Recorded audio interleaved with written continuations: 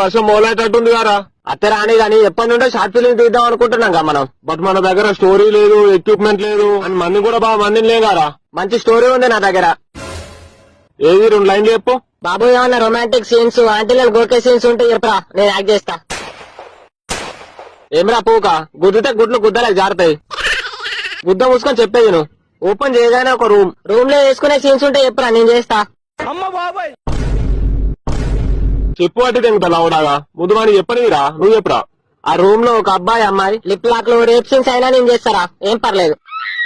ఆగరా కామ గుద్దల్లా. ఆ రూమ్ లో అమ్మాయి చీరలు గుంజుడు, జాకెట్లు నింపుడు ఇట్లాంటివి ఏమైనా ఉంటే చెప్పరా, నేను రెడీ.